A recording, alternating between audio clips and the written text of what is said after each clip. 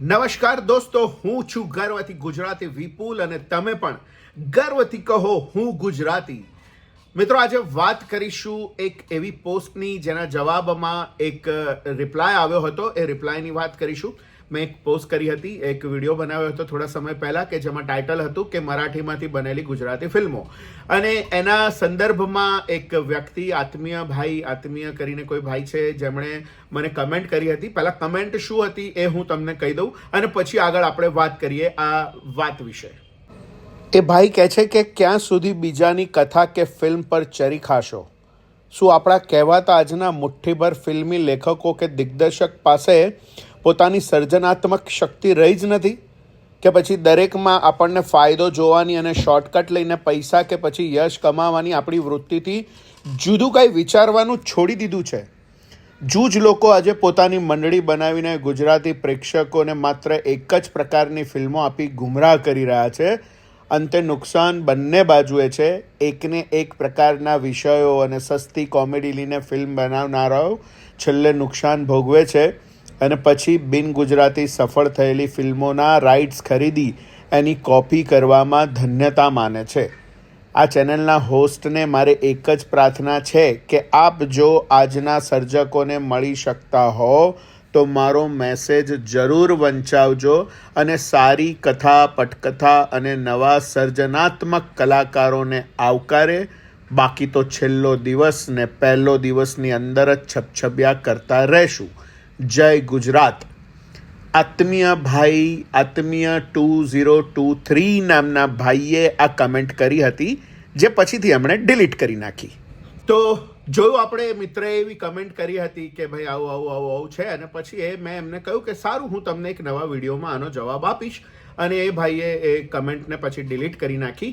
પણ એ વખતે મેં એનો સ્ક્રીનશોટ પાડી લીધો હતો રિપ્લાય આપવા માટે કરીને, એટલે વળી મારી પાસે પોસ્ટ રહી ગઈ, એ રિપ્લાય રહી ગયો, એટલે આપણે આ વિશે વાત કરી રહ્યા છીએ. તો ચર્ચા એ હતી, મુદ્દો એ હતો એમનો કે ભાઈ આપણે બીજી ભાષામાંથી શું કામ આપણે ગુજરાતી ફિલ્મો બનાવવી જોઈએ? શું આપણી પાસે એવા લેખકોને આપણે વેડફી રહ્યા છીએ, આપણા લેખકોને વેડફી રહ્યા છીએ? બહારની કથાઓને આપણે રીમેક કરીને આપણા કલાકારોને, આપણા લેખકોને તક નથી આપતા અને આપણે રીમેક કરીને એમને અન્યાય કરી રહ્યા છીએ, એમની સારી વાર્તાઓ લઈ નથી રહ્યા. તો મારે એ કહેવું હતું એમને કે ભાઈ, એ ક્યાં છે લેખકો જેમણે હજી સુધી તો પછી એવી સફળ ફિલ્મો નથી આપી? એવા મેકરો ક્યાં છે? એમને કોણે બાંધી રાખ્યા છે હિટ ફિલ્મો આપતા? કોણ એમને રોકી રહ્યું છે? અગર કોઈ વ્યક્તિને રીમેક બનાવી છે તો ભલે પોતાની રીતે રીમેક બનાવે, એમાં વાંધો શું છે? આમાં એમણે ક્યાં રોકી રાખ્યા છે બીજા મેકરોને કે ભાઈ તમે તમારી મૌલિક કથાઓ લઈને ના આવો અને તમે આજ જુઓ? એવું ક્યાં છે? તો અગર એવું જ હોત તો રીમેક તો ચલો, છેલ્લે ઘણા સમય પહેલાં કોઈ રીમેક બની હતી મરાઠીમાંથી ગુજરાતીમાં કે કોઈ પણ ભાષાથી બીજી ભાષામાં છેલ્લે રીમેક બની હતી. કદાચ એને 3 વર્ષનો ગાળો થઈ ગયો. તો એ 3 વર્ષના ગાળા દરમિયાન લગભગ 200 ફિલ્મો આવી હશે, મૌલિક લેખકોની ફિલ્મો આવી હશે. તો ક્યાં છે એ હિટ ફિલ્મ? અગર એ લોકોને તક નથી મળતી એવું કોણે કહ્યું? એ 200 ફિલ્મો જુદી જુદી મૌલિક જ હતી. મને સમજાતું નથી એ ભાઈની આ વાત પરથી કે ભાઈ શું એમાં ખોટું શું છે? અગર રીમેક કરી તો એમાં ખોટું શું કર્યું? કયા લોકોને રોકી રાખ્યા છે એમણે રીમેક કરીને? કયા લોકો અટકાઈ ગયા છે કે ભાઈ રીમેક કરે છે તો આપણે હવે મૌલિક ફિલ્મો નથી બનાવી? એવી રીતે કોણ એમને રોકી રહ્યું છે? સો આ દલીલ બિલકુલ ખોટી છે કે તમે બીજી કોઈ ભાષાની ફિલ્મ લઈ અને તમે ગુજરાતીમાં ફિલ્મ બનાવો છો તો ગુજરાતી લેખકોને અન્યાય થાય છે. એવું બિલકુલ નથી.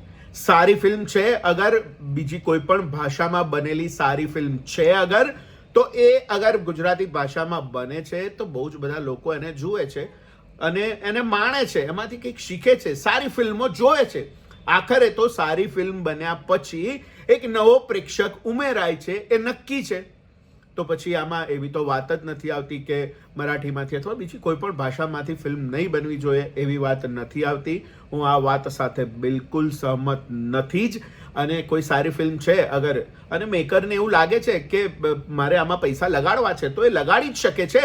આખરે કલાકારોને જ કામ મળવાનું છે ને, કામ તો ગુજરાતના કલાકારોને મળવાનું છે, ગુજરાતના ટેકનિશિયનો એમાં કામ કરવાના છે.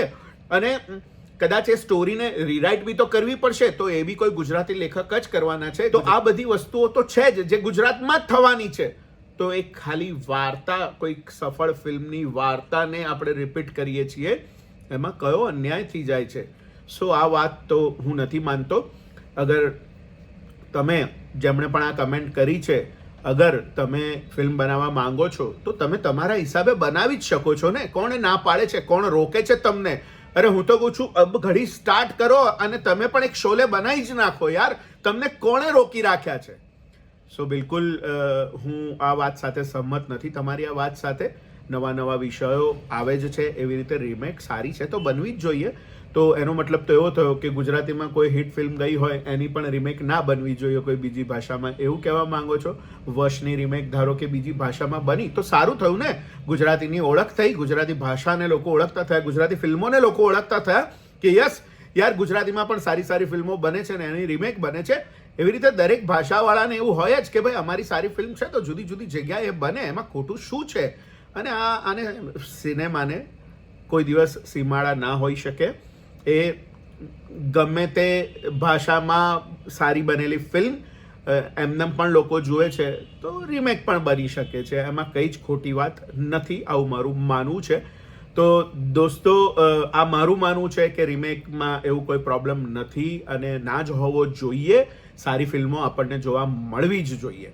તમે અગર આ વિડીયો જોઈ રહ્યા છો તો તમારું શું મંતવ્ય છે એ તમે કમેન્ટ બોક્સમાં જરૂર લખો.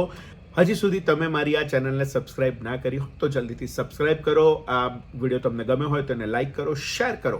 તો મળીએ દોસ્તો નવા વિડીયોમાં નવી વાત સાથે. ત્યાં સુધી સ્વસ્થ રહો, મસ્ત રહો. આવજો.